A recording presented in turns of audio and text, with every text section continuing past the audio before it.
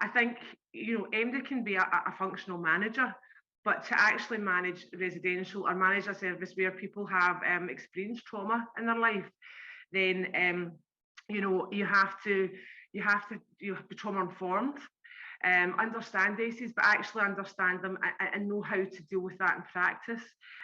So although experience sometimes is beneficial, I don't think it's completely necessary. I think if you have those fundamental values and you have an understanding of what has led a young person to what's their story, what's led them to be where they are, then I think that would make a really good residential manager. When you've got a manager or staff member who's had some experience, either been through care themselves, whether that be foster care, units, anything that involves them not being with their family and having to have a social worker and going through the care system, or if they've grown up in a rough area, let's say Glasgow, if they've grown up in a rough part of Glasgow where another young person's grown up, or multiple have, them having that experience is going to help them connect with the young people, because if a young person's struggling and they're not having a good day and that manager's there, they're then able to speak to that young person in a sense in their own language. For the managers that haven't had it, it's not a bad thing. It's just a bit harder for them to have that easier roll through connection with the young people. What do organisations do to nurture and develop great residential managers? I think like any other discipline, any other sector, any other field, it takes a lot to become great at anything. It takes time, it takes work, it takes commitment, it takes opportunity, it takes training, it takes mentoring, it takes coaching. There's lots and lots of things that need to happen, and rarely does anybody become great at anything without these things being in place or by accident. So I'm really curious about how do we in the residential childcare sector put mechanisms in place to grow really great residential managers.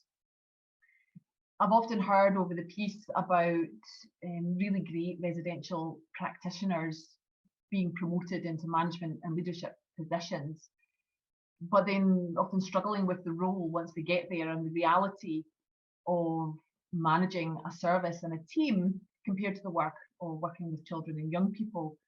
And so for me, it starts to raise the question about being really accomplished in one area of service delivery versus mastering the art of wider management and leadership capabilities. Given the nature of residential childcare, it can be really unpredictable at times, and I think experience gives a manager a really good sort of solid foundation for being comfortable with adapting to certain situations and the unpredictability of residential childcare.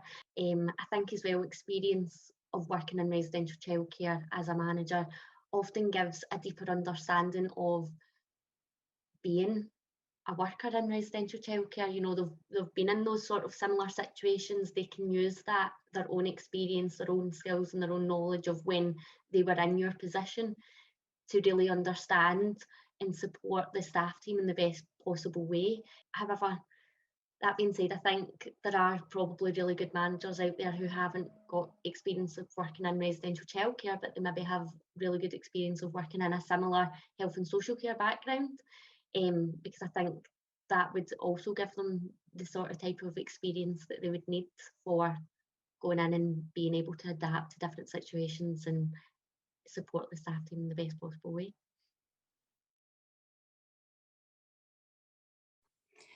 I think having experience is really important in some ways for a residential manager. I believe that it means that you can draw from lots of different lived experiences, lots of different things that have taken place, and also learning from various things that have happened in the past. But also I think that there's this sort of new wave of quite maybe fresh innovative thinkers as managers. So it's not just totally old school, and it's not, we're moving with the times as an organisation and as a sector.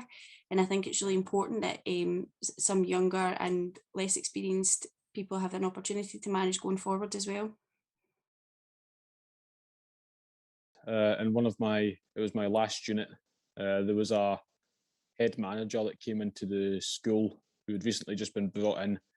The school was lucky enough to allow young people to interview them, which I personally think is a great system to have, as it allows us to get that feel of the manager that's coming in. We went through multiple interviews and we found one that had those qualities we were looking for. He had those values that's suited to young people. Someone who has a genuine raw passion for the children and young people that they work with, and demonstrates a genuine care and empathy towards the team as well as the young people. I think some of the values that underpin an effective residential manager, at the top of my head, I'm definitely thinking integrity. I think that working under someone who has integrity just has a total knock-on effect on the entire staff team. It empowers you to make decisions from the heart, and it also empowers you to make mistakes and feel as though you can own up to those mistakes or be accountable for those mistakes. And I've found that, no one's perfect, and I've found that working with a manager who has integrity as a core value, and that trickles down to the rest of the team, it really does make an effective workspace, and means that you are working as a team and that you've always got the best interests of the young people at heart. It's about role modelling, isn't it? Staff absolutely look to the manager for direction and how that service is going to be run. So you've absolutely got to be that positive role model.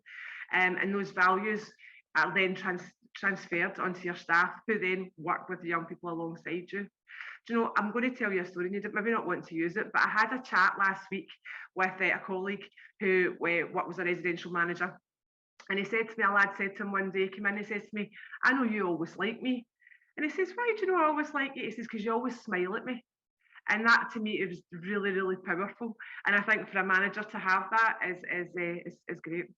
I'll give a short and sweet experience of what, at least in my eyes, is a good manager, like an ideal one. In my final unit, I struggled with my anger issues. I didn't know how to control my emotions, and that ultimately led to me lashing out at staff members. And on one of those occasions, there was a manager of a unit that was a duty senior on that day, and he had basically been told what had went down. So he had came over to the unit, went down the hallway where I was being put in a safe hold position on the floor. He had came in, told the staff to leave, so it was just me and him. He sat me up, and we had a conversation, and it basically went, he had said, "I'm wanting to have you in my unit. You're a bright boy, you've got a bright future ahead of you." But over time, for me, slowly beginning to understand him from a lot of safe holds that I had with him and the conversations we had afterwards, in the actual changes he was wishing to put in place for me. So my individual crisis management plan was a very difficult one for me to adhere to, but he changed it to where it actually helped me a lot more. So from me being a BAM to him, and him being one back to me during those times, ultimately led to changes getting made from him. The amount of conversations we would have, one-on-one conversations, we slowly built up a relationship with each other. We built up a bond, and I started to see the actual good he was wanting to do, and not my silly mind of, "Oh, he's this, he's that, he doesn't care, X, Y, and Z." And ultimately, when it came to leaving, I did have a tear in my eye, because I knew for a fact I would miss him. And still to this day, I still phone up the unit and I talk to him, because he's a great guy. He had the qualities of, he was determined. He refused to give up on me. What makes a great leader for me is someone who is innovative and has an ability to promote motivation within the team. I think this has a lot to do with managers having a clear vision and being able to share this clear vision with the team while taking on board, you know, the team's feedbacks and views and opinions of their vision as well, and allowing the team to be a part of their vision and support them in achieving this. As Ward quite rightly says in one of like the articles, you know, you won't influence people unless you demonstrate that you are open to being influenced by them. So over the last year and the sort of trying times of COVID, my manager put together a really effective way of trying to keep morale high, keep the staffing ratio appropriate and looking after the young people when it could have been deemed to be quite dangerous at that point. So we had a subs bench list, which is maybe just a silly sort of fun way of making sure that all the shifts were covered. And it was a really out of the box way of a manager making sure that all the shifts were covered. We called it a subs bench, and it was like a football team sort of mentality, and the young people were involved in that, you know, who's on the sub bench today. So, you know, it was a really like, so the sub would have an activity plan, so the young people were all excited for who the sub was going to be. It was always a surprise and that type of thing. So although you're maybe getting called in your day off for an overtime shift that you could be doing without, maybe you're not feeling great, or you're like, oh, here we go, I'm going to have to run this show myself today. You know, when you were walking on shift, all the young people are excited, you've got your activity planned and stuff. So it ended up one actually a real highlight of the year. So it ended up one of these really, really fun opportunities that you're just like, how did that even happen?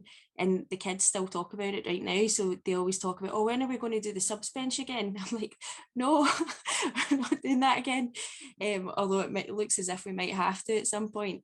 But it's just an example of how one manager's thought totally outside the box and thought about how they can really rally everybody together to make it a really good opportunity. And it's making the best of an absolutely dire situation. And I'm really appreciative for that actually, because it was a really tough couple of months, and we managed to get through it. You know, let's listen to what young people need and what young people want, and follow through with that. He would go around each unit. This is one thing I really liked about him. He would go around each unit. He wouldn't, you know, send out a letter to a unit. He would walk round. He would obviously get all the boys into the living area, and he would just ask the questions. What would you like changed? What do you think could make your unit better? What do you think could make the school better? What could make the food better? Because the food was, yeah, it wasn't the nicest, to put it simply. So he would go around to each unit asking those questions. He would interact with you on that manager to young person basis, which is what's going to make or break a manager when he's ahead of a school. It's what's going to make boys either like you or dislike you. And it's one of the things that we all, as a collective group of young people in that unit, loved about him in general, was he would come round, he would talk to you, and then he would take everything on board, and he would he'd go back to the office, do what managers do when they plan on making changes. And obviously, when he was happy with those changes, he would then come back around all the units. He would basically hand out, it was like a form of what he was planning on implementing and changing from what every young person had said. And he would go around and he would basically say, are you happy with me making these changes? All the young people would either agree or disagree. If they all agreed, he would be like, that's completely fine. He would ask the unit manager to sign it. And he would do that with every unit. And then it was, well, all she wrote with that. He would implement those changes after everyone agreed. I'm very fortunate to work with a manager at the moment who likes to think outside the box. So this particular person sees young people as total bags of potential. And I know this because there is a sort of formula for a young person that comes into secure care. And we sort of demonstrate that is not always the case. So we have young people that are currently studying college from inside a secure unit, you know, which in days gone by wouldn't have been something that happened. We've also got young people working full-time jobs. Knowing that if you've got a situation in the outside of your work, in your personal life, you can go into work and say to your manager, listen, X, Y, and Z's happened, and knowing that they actually care and will support you through that as well. That's a really big thing. My experience of working in residential childcare, I've worked with managers who will, you know, make suggestions if it's informal at a changeover, and maybe you'll say, well, actually, you know, I was thinking about this for, this situation. What do you think? And they'll say, oh, that's a really good idea. What about if we take that forward, and yeah, we'll do that, and we can try it, and if it doesn't work, that's okay, we can try something else. It's about having that. I think a manager needs to be really sort of able to weigh up the risks and able to support their colleagues to actually, take forward their ideas and their value, their experience and their opinions of something, and really run with it. It's about empowering the staff team, I think. So it's really looking around at what the environment is, but it's also looking at being psychologically informed. So that's constant learning for staff and staff training. So if you're psychologically informed, do you have an understanding of trauma? Do you have an understanding of ACEs? And that continuous learning is keeping abreast of what's going on in research that comes out. And that's really important. I think there is onus on the manager to be looking at what's out there and what's been happening anyway. But I think for an organisation, it's about space, it's given the opportunity to learn. And it doesn't necessarily have to be internal learning. In fact, it's probably best it's not sometimes. In a sense, I wouldn't really say qualifications matter. Obviously, due to the law, there is qualifications that are going to be mandatory, which is completely understandable. You're not just going to let some random person off the street work in a unit. And so I suppose within that, there's a couple of different things that have been thinking about. And one is about succession planning. How do we identify early on the people who have got real potential and ambition and capabilities for being great residential managers, but also leadership development? And actually the two can come hand in hand, and probably should come hand in hand if they're to be really effective, and if we are to create a long-term pipeline model for managing the talent within organisations and for future-proofing really high quality service delivery. So fundamental would be the need to focus on, well, actually, what are the values, what are the skills, what's the knowledge, what's the experience and attributes that we as a service want in our future great residential managers. And sometimes these things aren't always listed in competency checklists. Sometimes they're a little less tangible. So it can be sometimes tricky to pin down exactly what we're looking for, but to some degree, we should be able to articulate what it is that we're seeking to develop and what does great look like. So I know that various managers have had my trajectory in mind, because I started off my career as a child and youth care worker as a trainee. So I came through the trainee mentoring programme, and I had a really successful year. And a lot of that's been a lot of that I can owe to the fact that managers and mentors gave me lots of opportunities that weren't exactly expected. People really went over and above to make sure that my experience as a trainee was really fruitful for me. And when I was fortunate enough to gain full-time employment, I felt that was a pattern that continued. So one manager in particular has really made me aware that I wasn't just a trainee anymore, I was a valued staff member. And they did that by putting me forward for various training opportunities that I didn't feel comfortable doing. I didn't feel confident. I maybe felt I still had it into my mind that I was maybe, still training and that I wasn't maybe as established as everybody else. But they really did see potential in me, put me forward for various opportunities. And 4 years later, I'm doing my master's degree. So this has been like which is funded through the organisation. So it's been a really positive experience for me. And although, I kind of put myself forward for various things, a lot of the opportunities I've had, I have to attribute to the management that have saw potential and kind of put me forward for that. Previous managers that I've worked with, they've been really innovative.